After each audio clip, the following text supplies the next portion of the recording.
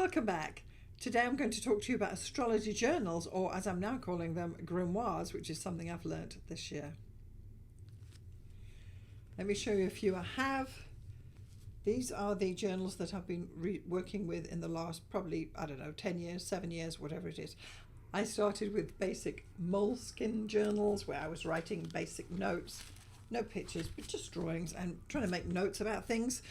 Over time I got onto the hardbacks, and then I got onto the yellow ones. Now these then became the Astrological, which I now prefer. It's the dot journal what I use, and I then started calling it my Astrology Journal because I was putting stuff in it. And within here, this was 2019-20, I will put all the information that or drawings or whatever it was that was going on at the time, where planets were moving and stuff like that. And it was all bits of information that I was working on, or even projects and plans and things that I wanted to develop, talks I was giving, books I was writing, or something like that, or ideas I had about astrology. So I started calling it my Astrology Journal. And then this year, 2021, as you know, we've all been at home, and I came across this concept of a grimoire, which originally I went down looking at some things on just general journaling and that type of thing, and then moving on to discovering that grimoires are really, it's a word that you can use for Wiccas sometimes use it, but they have books of shadows.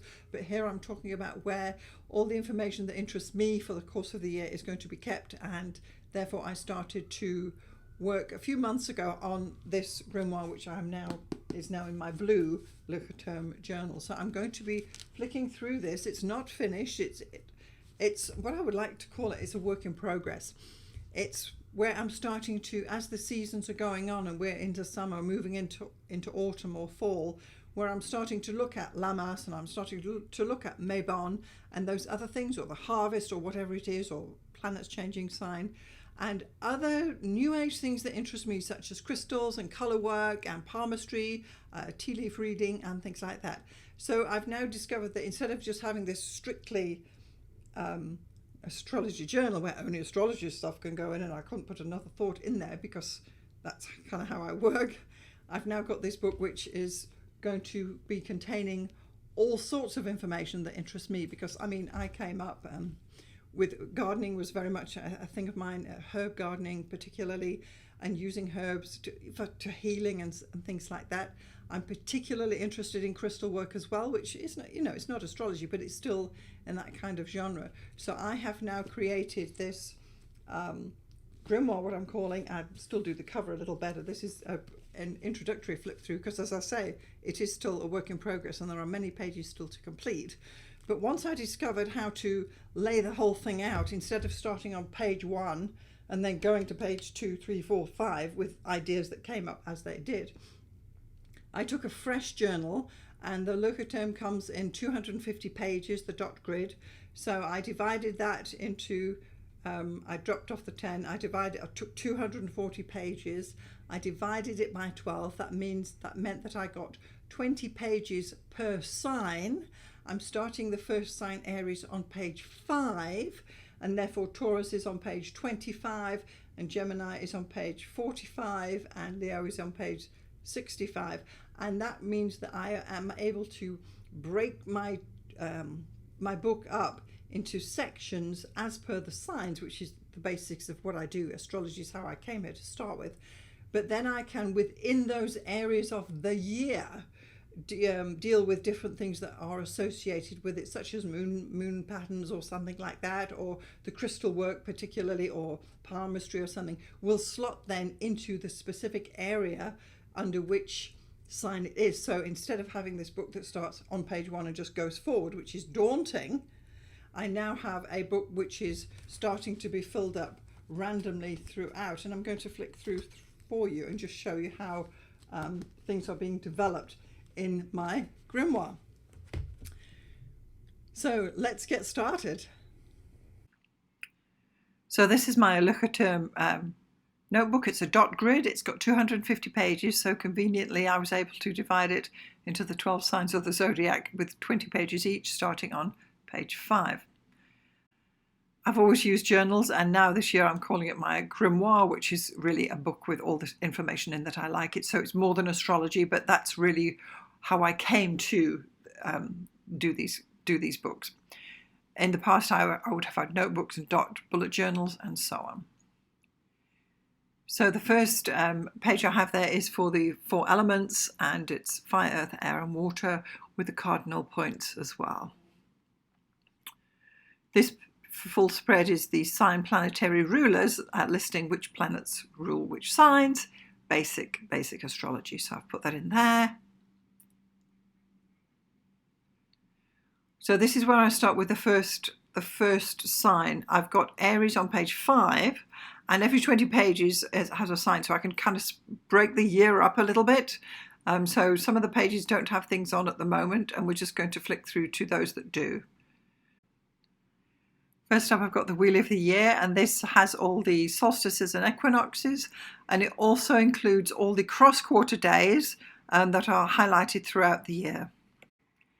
Next up, I've got my spring poem, which is Pippa Passes by Robert Browning. I've got a little poem for each of the seasons. I think that's kind of interesting. This then is clearly a pentagram, which I only drew that yesterday, so I've added that into my grimoire. Then moving on, I've got some zodiac sign keywords. These are just the basic keywords, the I am keywords for each of the signs, and I've got that just on that next page. Next, I have the Taurus page. That's on page 25. That's just breaking up the year again for the Taurus section. I've got the layout there for Beltane, which is the cross-quarter day when the sun is at 15 degrees Taurus, and I'll work on that and flesh it out and colour it in a little bit later.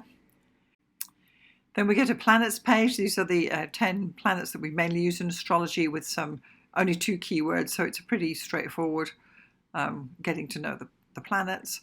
Then we start with the Gemini page. This is, I think, on page 35 of the journal. And the first thing I have here is one of these, it's a Fibonacci alphabet where you've got 5, 8, 13, and the whole alphabet will fit in there, and you can draw your sigils from it by placing the line over each of the letters. Then I starting to do a little page on palmistry there. That's actually my hand with the lines on my page. I may do the other palm on the other side, but I'm going to be looking more into palmistry there as well. Next up, I've got more about the actual growth cycle, the fruit cycle, how things go from seed to root to leaf to fruit, and the importance of eating early down in the food chain as you can. So I know you've got omega-3s are in seeds and omega-6 and 9s are in leaves. So the idea being that fruits are more nutritious and are more life-giving. Then we're turning to a page where I'm getting a little bit more into trees here, but more natural. And I've created this little kind of porthole thing in the page, which was kind of tricky, but anyway. So this is my tree of life. I may or may not colour that in further, but it's always a symbol of wellness and wholeness. Then we get onto the Cancer main page, which of course will be filled in a bit later on, but I've got it laid out there. I think that's on page 45, just to split the book up. And of course, because the moon is there, I've got all the 8 phases of the moon. The moon rules Cancer, so that's why this information's kind of in this position.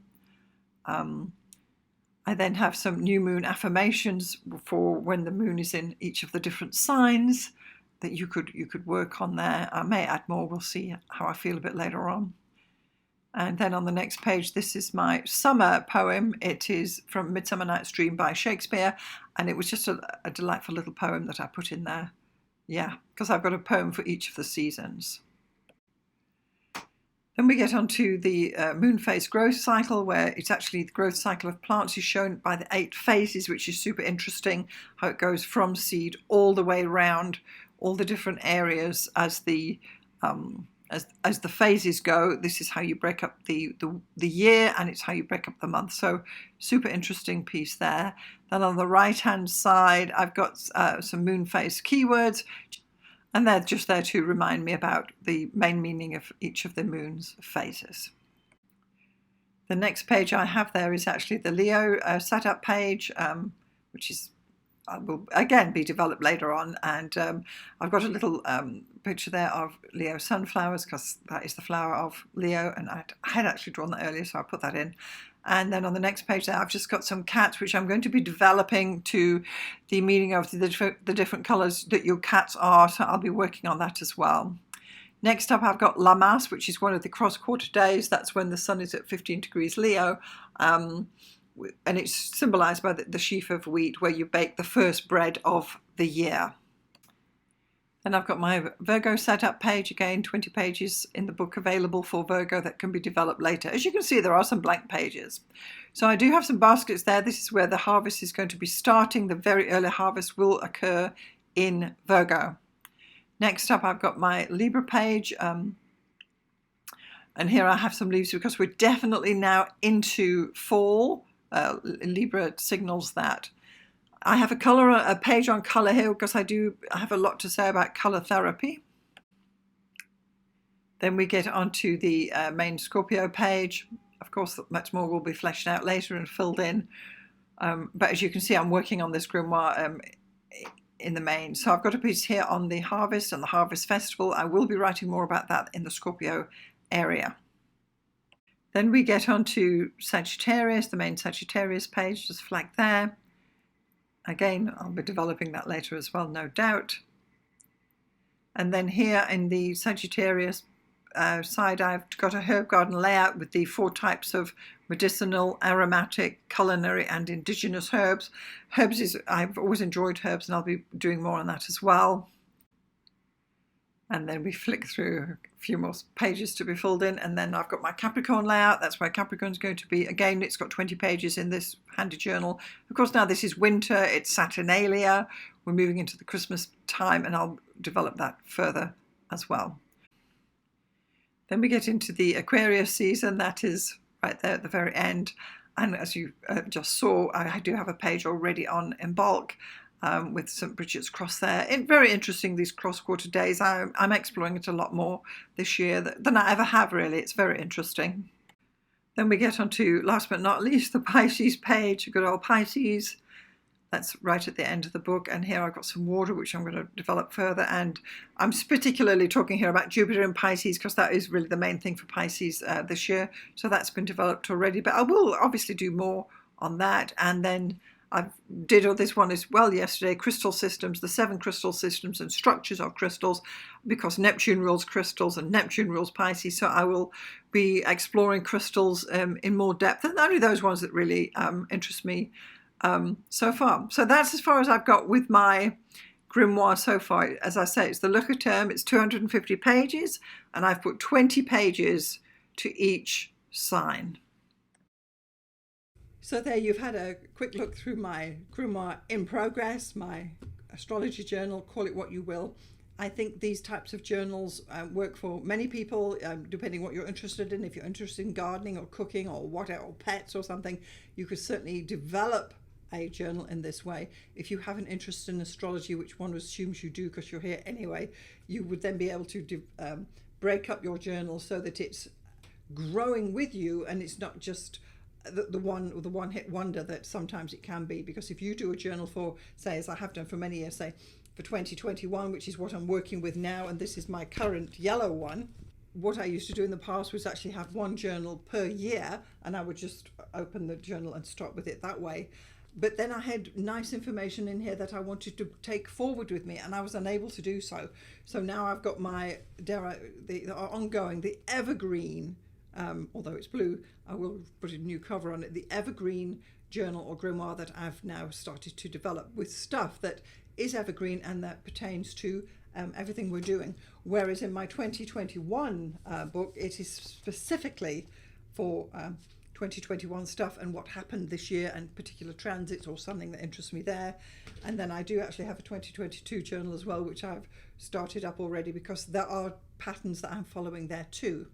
So what this is, I'm calling it, it's like an overarching grimoire or journal that you can use to put the creations that interest you in, because not everything in astrology interests me, and not everything in the New Age sphere interests me, but many things do, and I want to be able to put them together in one complete book. And in time to come, I hope to be able to come back again and give you another video when this thing is like 2/3 finished and you can see the types of things that I've been working on, and I'll probably develop more things. Who knows where it's going to go, but the point being that this will live on evergreenly eternally, whereas my 2021 and 2022 journals are, well, they're transit journals basically. That's what they are. So that's what this is all about. So I would be interested to know, do you actually do an astrology journal, or do you carry on a grimoire, which to me is a super word that I've only discovered like 3 months ago, but it just shows you there's always something new to learn. Do share with me in the comments below how you actually enjoy journaling, if you do, and how you actually manage to look after your journals. I'm Alison Price. Thank you so much for watching. I'll see you next time.